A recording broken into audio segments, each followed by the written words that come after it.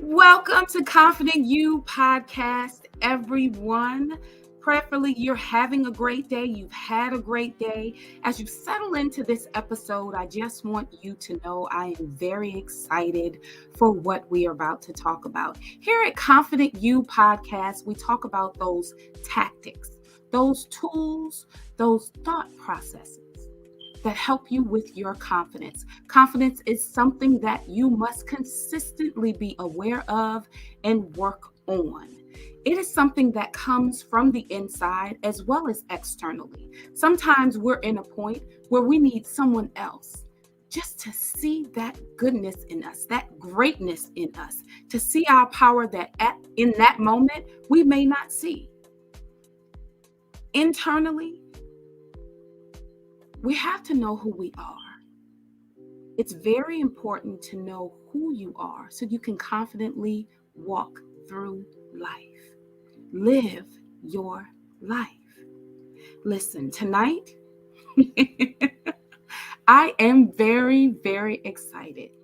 Tonight, we have someone who's with us, and as an aerospace engineer, Valerie was more intrigued by the people who were working on the products, who were designing the products,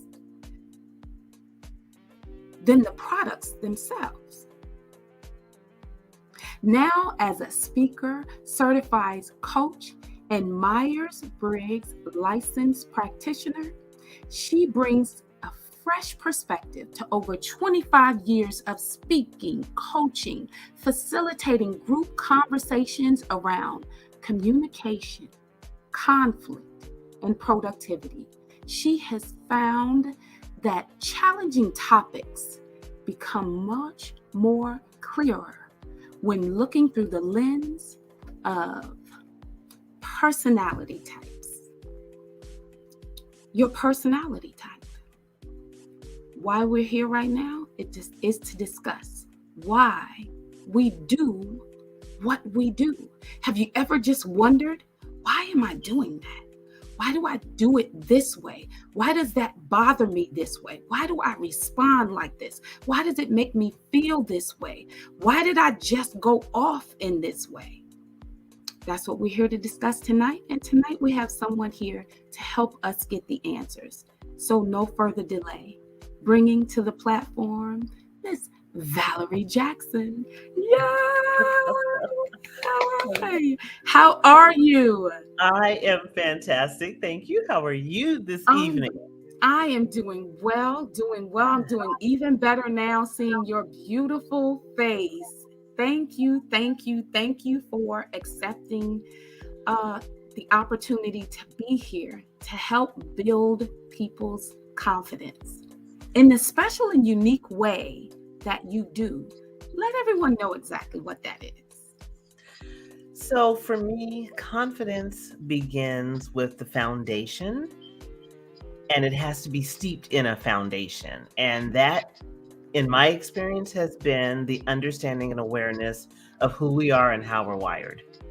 And so that's what I help people do, is understand their intrinsic design, because we are designed and we're designed to a purpose. So we start the conversation there. What am I really about? Wow. What am I really about? So what exactly do you do to help people understand what they're really about? I start with a tool. Well, first a conversation and some questions. And that usually leads us to the use of a tool, which I use the Myers-Briggs type indicator. And what a person does is they take this assessment. It's not a test, it's an assessment. And it reports on how you answered the questions to the assessment. And then we sit down together and we look at that and figure out how you show up in 4 areas of your life. You want me to tell you what those 4 areas are? Yes, please. Save that for later. Okay, we're going to dive in. Yes. So what the Myers-Briggs type indicator does is it shows you where your preferences are in 4 areas. And let me just say another word about preferences. We can all do several things. You like cake or pie, you probably have a preference for one or the other, although you can eat both. The Myers-Briggs shows you the preferences in the areas of where you get your energy, what type of information you trust, how you make decisions, and then how you orient yourself to other people and the world around you. And again, it's a preference. So people will say, well, it depends. It always depends. But you're going to prefer one more than the other.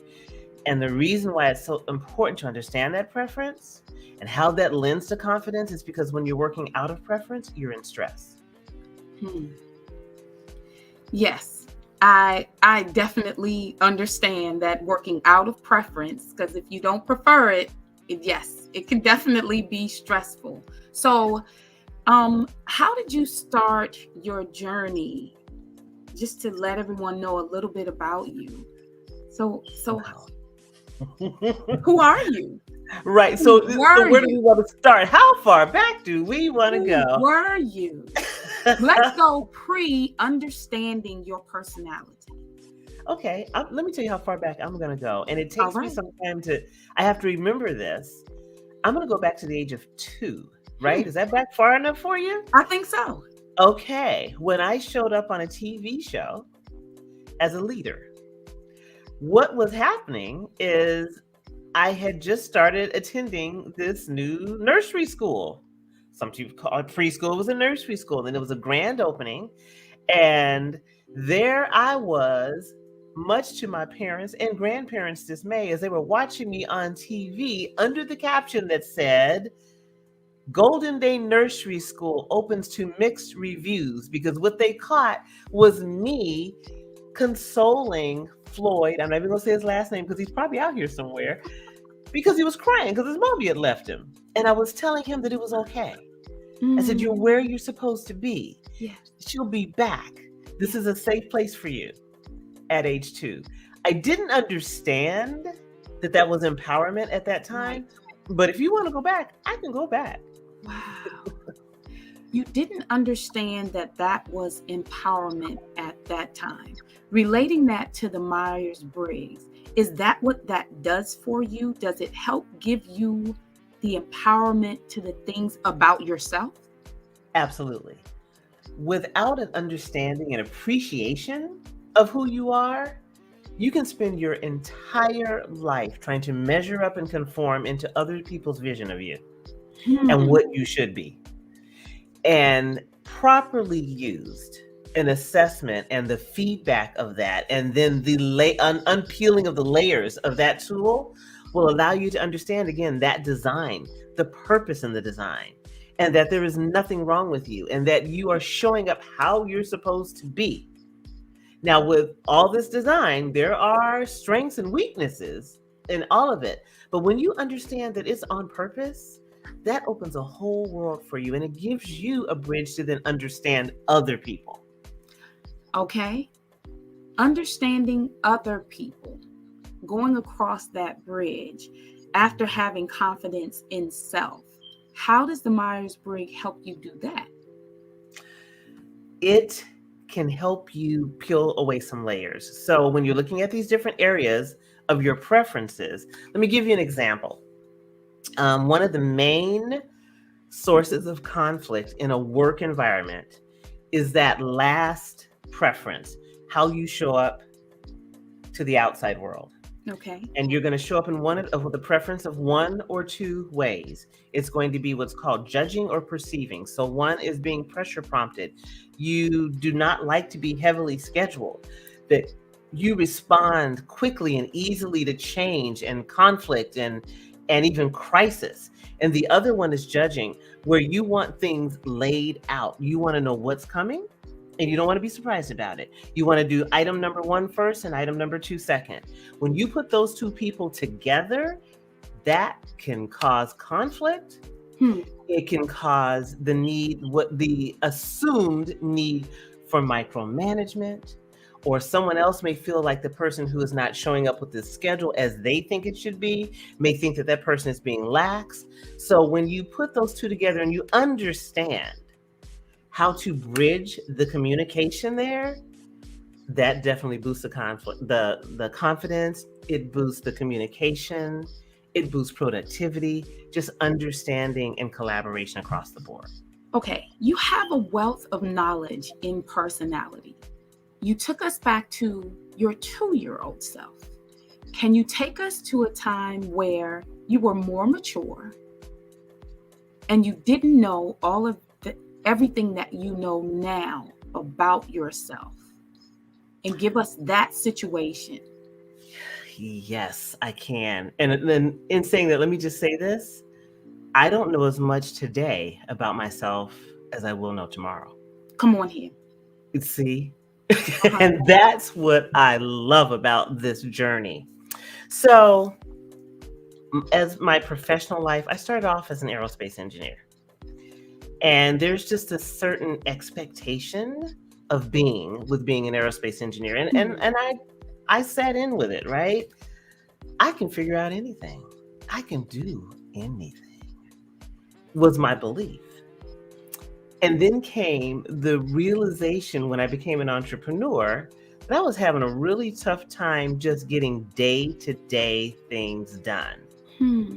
So how is that possible that I can solve difficult equations and I can't get through a to-do list? What the heck is going on?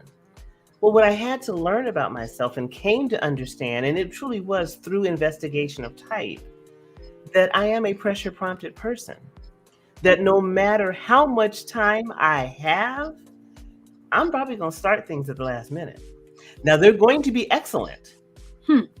But to take away the pressure of trying to conform to what other people were telling me I should do. Oh, you just need to do this earlier. You need to start earlier.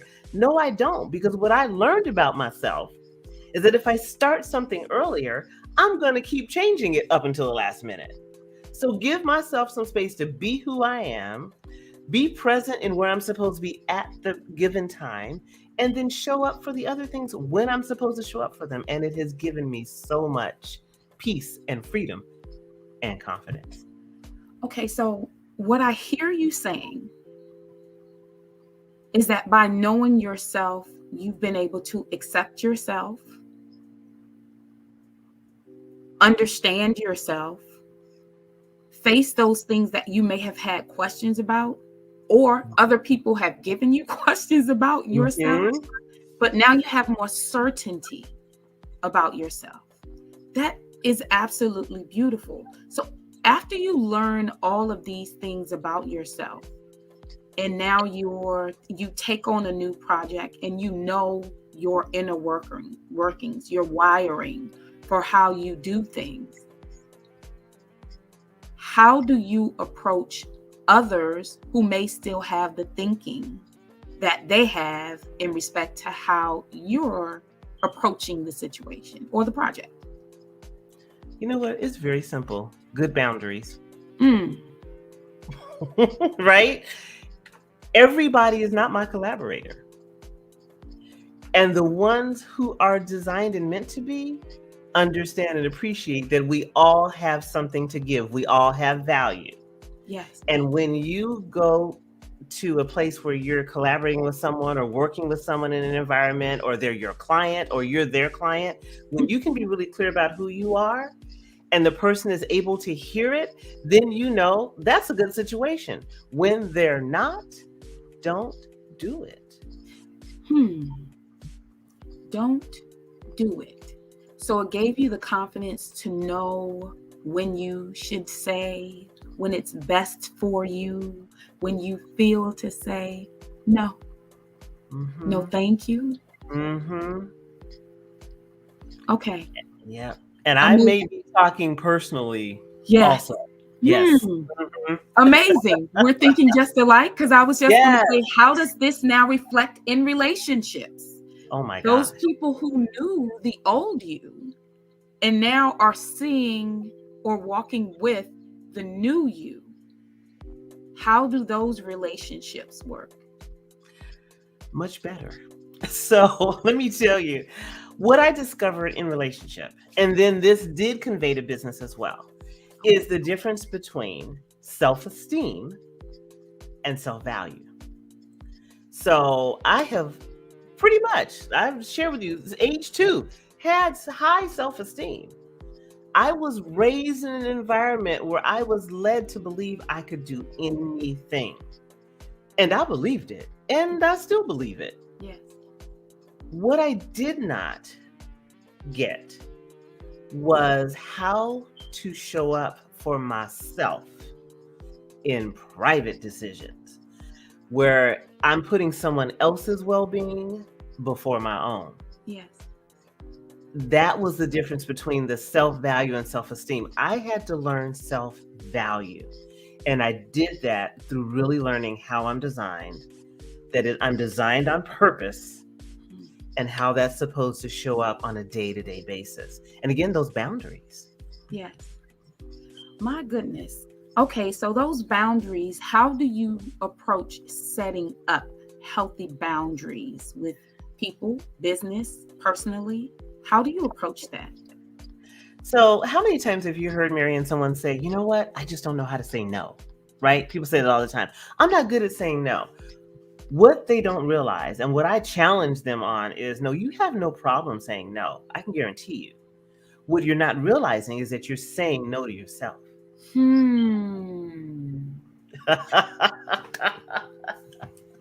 I heard you. I heard you. Did I step on some toes? Saw you turn down that street and I saw the headlights coming straight from my forehead. Yeah, it's true. Okay. So have you found that people have different personalities? There may be people watching and they don't relate to that. They don't relate to the saying no, and that no is actually being said to yourself because you're saying yes to everyone externally. Basically sacrificing yourself, sacrificing your dreams, sacrificing your life expectations to satisfy other people. Essentially under the heading of people pleaser, would you say that? And it even goes deeper than that, because they don't understand that they're people pleasing. That's one side of it. The other side is your own self-denigration, that you just do not respect who you are. And how can you get anyone to respect you if you don't start that yourself? Okay. I didn't expect that. I didn't see that one coming at all. That you don't respect yourself. So there is a certain level of awareness that this gives you. Yes, absolutely. And just this whole investigation of type and preferences leads you down this wonderful road of discovery. I am now much happier to bring a different perspective to things. So I had a really good friend, and she's a very dear friend. I hope she's even listening, who has a practice in what's called nonviolent communication. And when she first described it to me, I said to her, I would never use that. I actually need violent communication. Right. Okay. And she, being a little further on the journey than I was at the time, said, almost just like the proverbial pat on the head. Oh, bless your heart. You're okay. Figure it out. What I learned as I learned more about myself is that it's not threatening to look at things that you had not even considered before. So she left that door open. I considered it. I wanted to know more about it. And it has opened the world for me as well. So when you get confident in who you are, and I told you about, I said about that foundation, confidence has to be based in a belief. And that's where you start. And when you can base the belief and the awareness together, there is truly nothing you cannot do. Right. Belief and awareness. And from last week's episode, I found that you can believe something, but if you don't trust it, you have to trust. So would this test allow you room to then not only come to an awareness about yourself and start to believe that the things about you are fearfully and wonderfully made. Yes. But to trust yourself, to trust your judgment, your actions, your characteristics, your mannerisms, choices. Is that something that it clears up for you? Absolutely. And here's one of the things, one of the gifts for me in doing this work, and I do look for the gifts for myself as well. I have to be inspired by the work. Every single time I sit down with someone and we start peeling away these layers of what has been reported, and I'll see the nods of the head. Oh, yeah, I recognize that. And there's a point where people just get quiet. Because now it's really sinking in and it's bringing up something that had been difficult for them to face. And it truly is one of those, so that's why I do that. So that's why I keep making these type of decisions. So that's why I keep seeing myself in this way or in these situations. It opens that up for them. And that is something beautiful. That's why I see myself in this way. Does it give them clarity, a clear lens of seeing themselves accurately in a more healthy view? Absolutely. Every single time. Yes. Okay. So it helps you manage yourself better. It helps you to make better choices, would you say? Absolutely. And understand why you make the choices you've made up to this point, and the information you've trusted to make them. Okay. So how about your productivity? How does it help with how you now live and show up and do? So now you're touching on my little topic here, because I'm telling you, when you talk about struggle, like I said, if anyone has ever had a to-do list and the next day that to-do list has the elements from the day before, you need to be paying attention. Okay, I'm leaning. Wait a minute. Put my glasses on. Okay. Because this is about to get real serious. Okay. Yes. Productivity is so misunderstood. We have become such a busy society that we mistake being busy for being productive. And they are nothing of the same. Busyness, BUSYNESS, leaves us exhausted at the end of the day, completely unfulfilled, and with a lack of confidence that we can ever even get anything done. Because we're not. We're running. We're that hamster on the wheel. That's what we're doing. But when you really are focused on what I call the principles of productivity, and I have spent over 25 years identifying what those are for me, that puts you in a whole different light. You get to take this big elephant down in chunks. And that way you can see, okay, this is how I've been doing this. It's not working. I'm going to do it differently. And you have a better result at the end. You're not going to ever get everything done on your list. That's just not even reasonable. What understanding productivity principles does is help you understand what should have been on the list in the first place. Remember that saying no? You learn what to say no to first. Yes. You learn what to say no to first. So have you found that, well, how many personality types are there? So for the Myers-Briggs, and there's so many assessments, and believe me, I've taken them all. And here's the funny part, I keep showing up as the same person, no matter what assessment it is. So it's like, no, you're still that same person. Okay. Yes. In the Myers-Briggs world, there are 16 types. It's based on 4 pairs of opposites. and that gives you the 16 types. And I like to explain it as, because I said it's preferences, right? So let's say you lived in a house with 16 rooms. You can go in any of those rooms, and you do. Right. But one of those rooms has all your stuff in it. One of those rooms is that room where you hang out, you're comfortable, and there's no explanation. You just go in, it's got your vibe. That's where you are. That's kind of the way the Myers-Briggs works. Okay.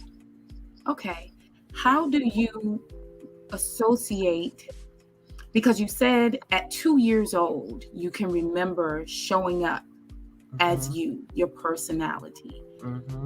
So what level of maturity would you say you would need to be to take this test and get an accurate assessment of who you are?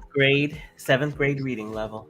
Seventh grade reading level. Seventh grade reading level. Okay, so you're opening up something else because you're saying reading level because it's amazing, because just because you're in the seventh grade, it does not mean you're at that reading level. Right. Coming from someone who had experienced that. Yeah. But that seventh grade reading level, I've seen 5-year-olds, 10-year-olds have seventh grade, like early, have that reading level. Is that something they would still be able to take advantage of with a accurate reading of who they are in that moment? Because so for children, there is a specific assessment, and it's called the MTIC. Okay. It's not one that I use regularly. It's the same methodology. Okay. And basically because I don't typically work with children. Right. Because I'm so much smarter than I am. So I just like leave them to their own devices. Yes. I used to watch the show, Are You Smarter Than a Fifth Grader? Yes. Usually wasn't. Right. I'm just enjoying what they're doing. Yes. I'm just enjoying what they're doing. I would lose it when I got the answer right. Right. But for most part, I was just enjoying them. Yes. So yeah, that is definitely, that's good to know that there are tests for the youth. How can people, the energy component that you said, how does the test help you to know what to pour your energy into and what to protect your energy from?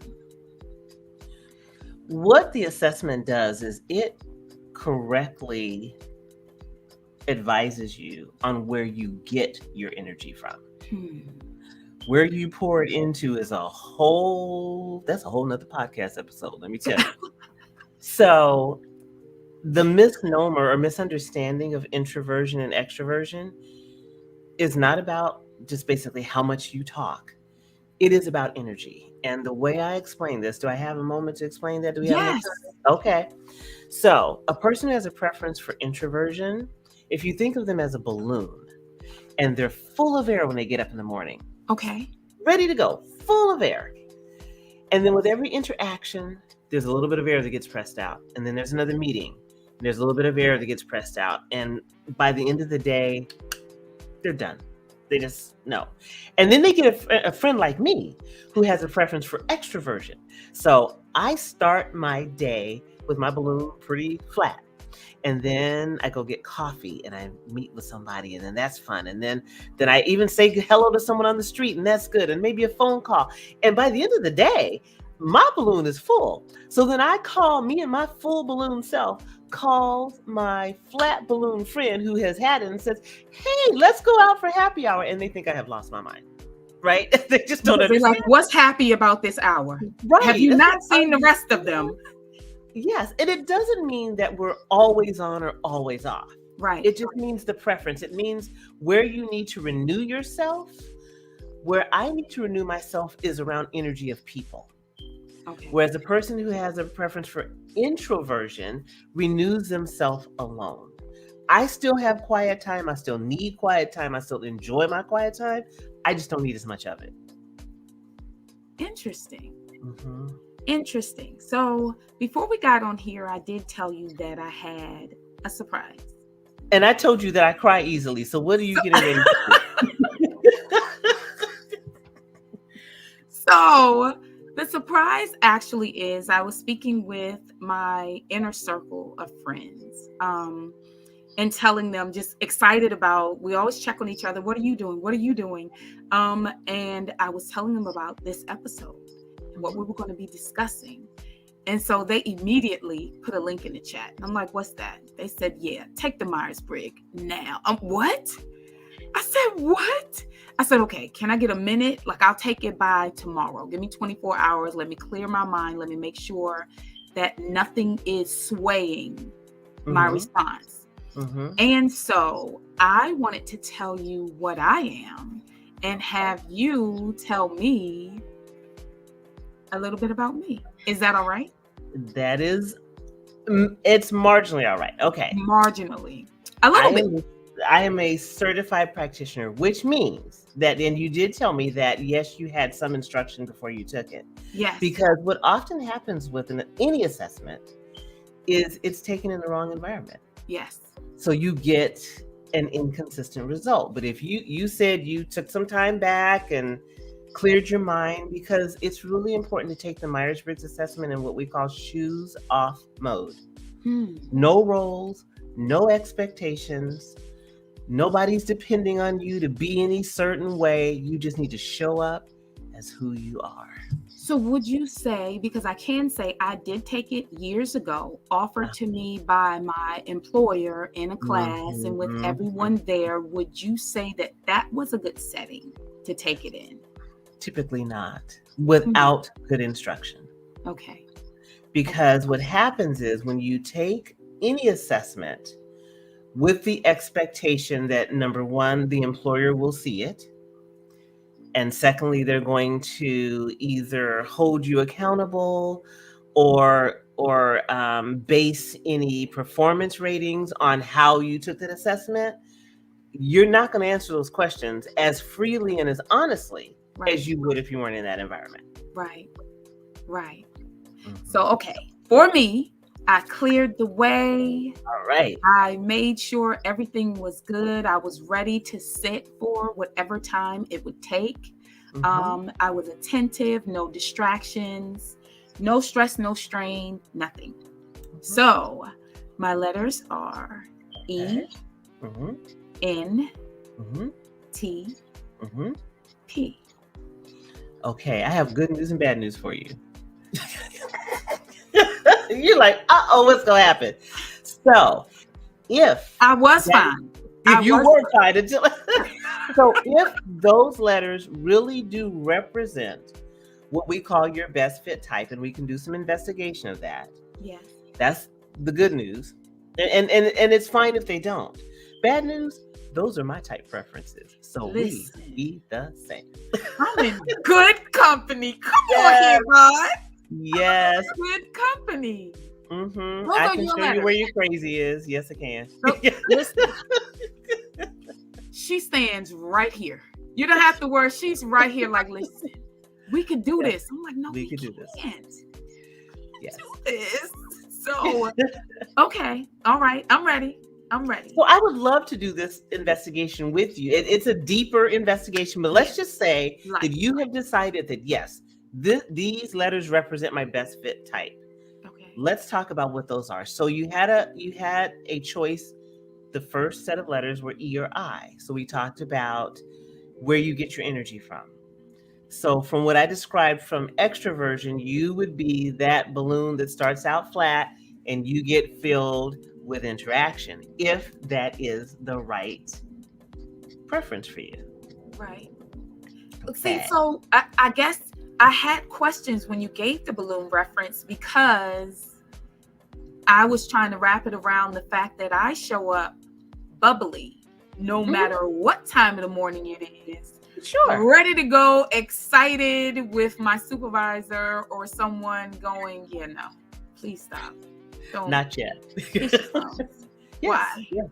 Why? Yes. Or have a nickname Sunshine, because they're like, you're like this all the time.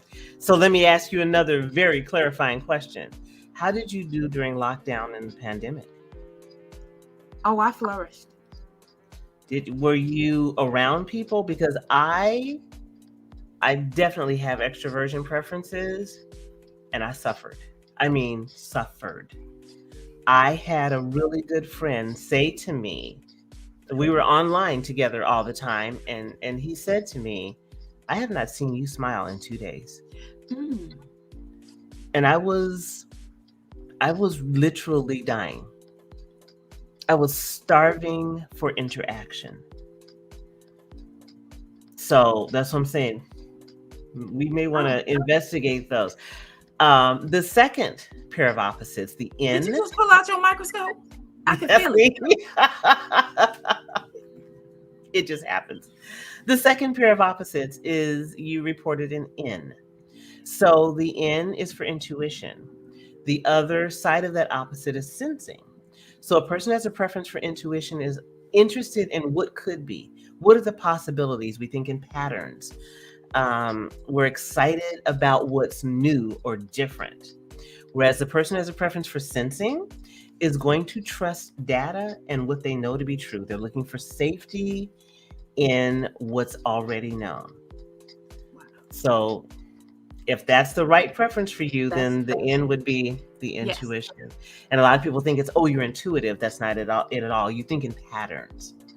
The third pair of opposites, you reported a T, which stands for thinking, as opposed to the other opposite, which is feeling.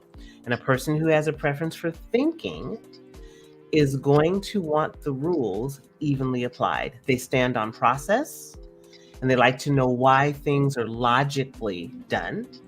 The person who has a preference for feeling is looking for harmony. They want rules applied as they benefit the person. So they're more concerned about the people than the process. The last pair of opposites. I fall in the middle. So there's a preference. You're going to have a preference. And that's why you have to do the deep dive. Okay. So that you have a deeper understanding and a clear understanding of where you are. Okay. That last pair of opposites is J or P, and you reported P, which is for perceiving. The other one, the opposite is judging. So perceiving is that person who does not care to be heavily scheduled. They're spontaneous, they're great in a crisis, as opposed to the person who has a preference for judging, who likes order. They like things scheduled. You're going to do first things first, second things second. The person has a preference for judging, plans their vacation with an itinerary. The person has a preference for perceiving, does the things like I did, and they go to Paris with no hotel reservation. Wait, yes, ma'am. When are we leaving? See, I'm ready. There you go. And let me say again, what's so important, none of these things are wrong. Okay, they all are right. Yes. They all are who you are.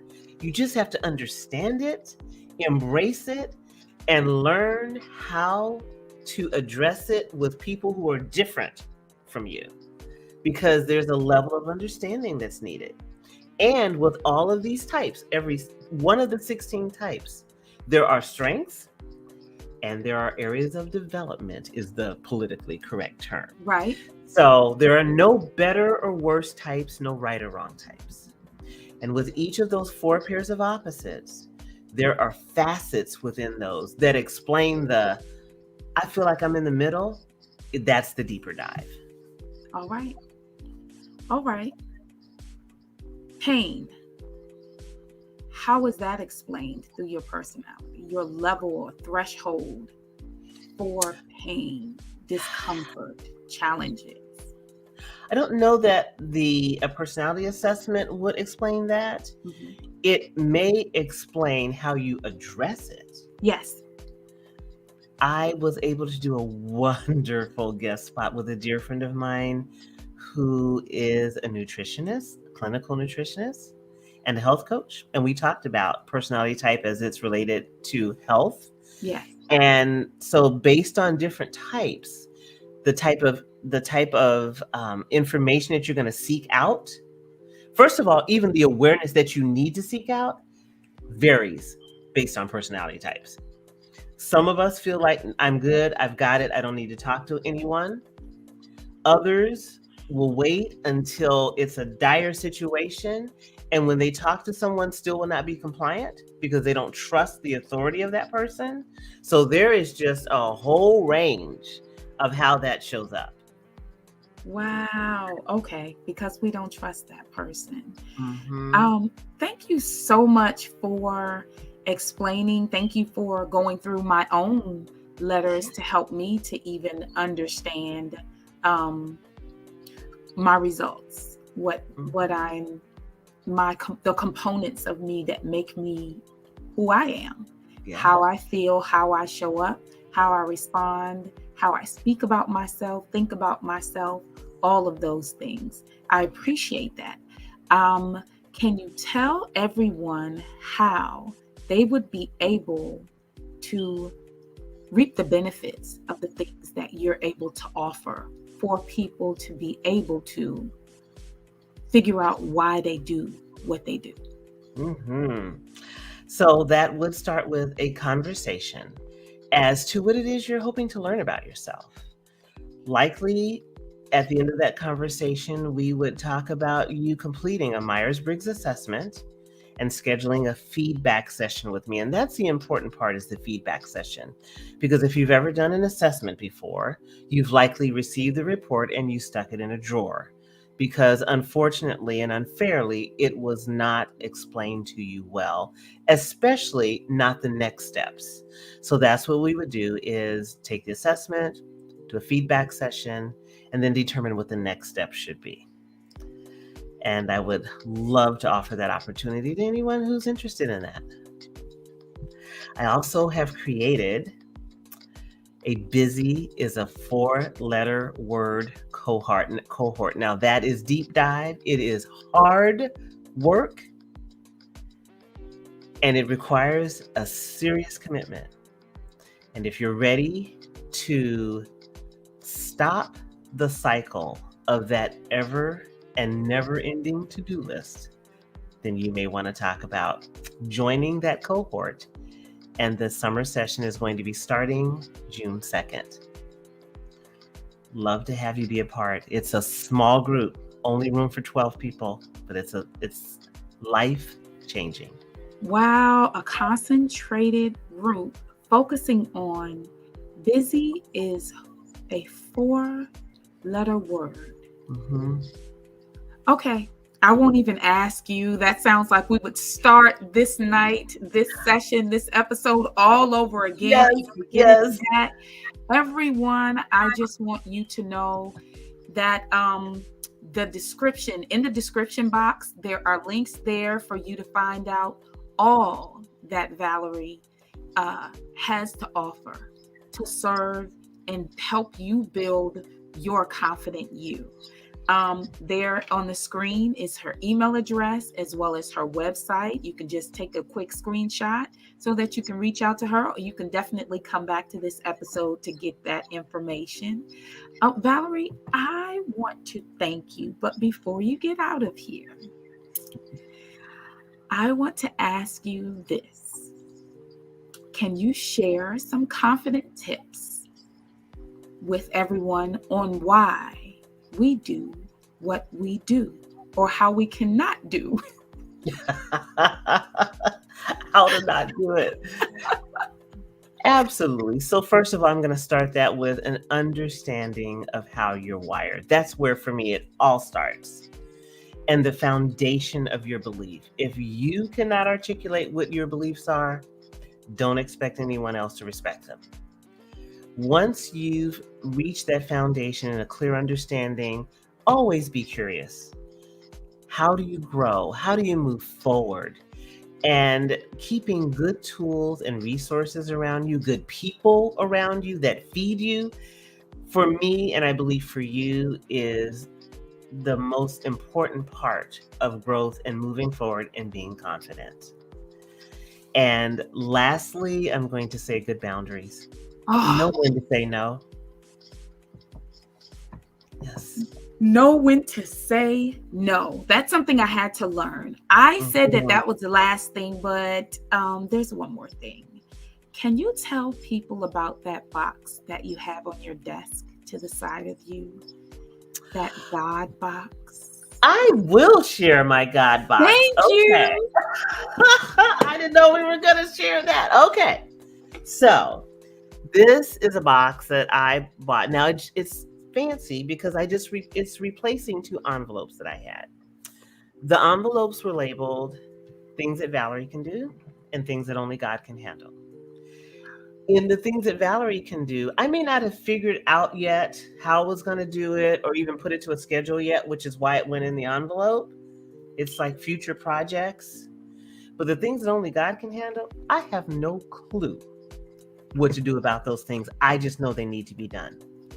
Well, that has been upgraded. That envelope has been upgraded to this little box. I write it down on a piece of paper. I throw it in the box and I think about it no more. This is my turning it over. And the beauty about that is I can open that box and things are handled. Amen. Open the box and things are handled. I appreciate you because you're helping people to open themselves up so they can handle the things that are going on within them and around them.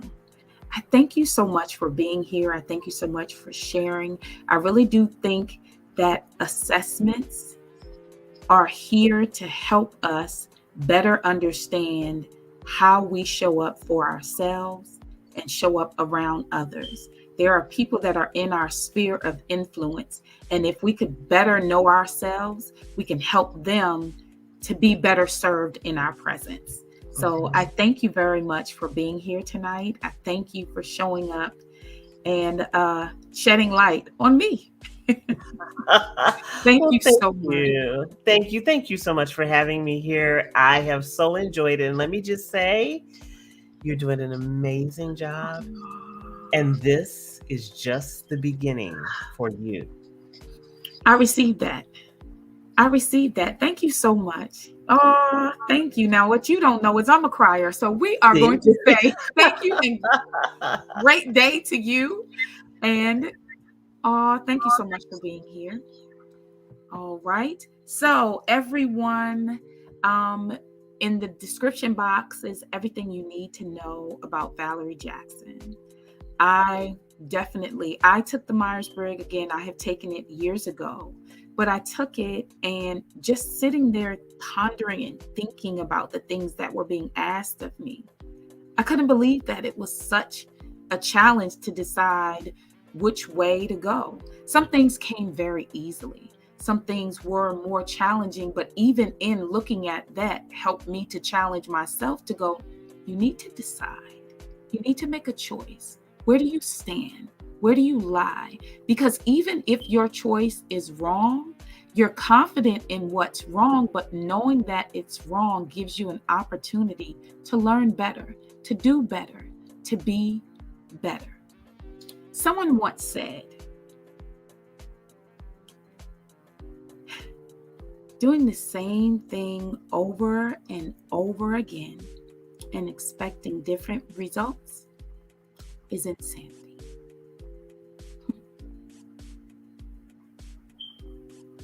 Take the time to get to know who you are so you don't have to keep running in that same cycle, wondering, why does this keep happening? Why do I keep doing this? Why is it going this way for me over and over again? So you can get the tools that you need to move past that season of life into all that is there for you, all that God has for you. Thank you for joining us. See you next time. Oh, I'm not going to let my daughter get me. Like, share, subscribe, ring the bell, do all the amazing things. Have a good night.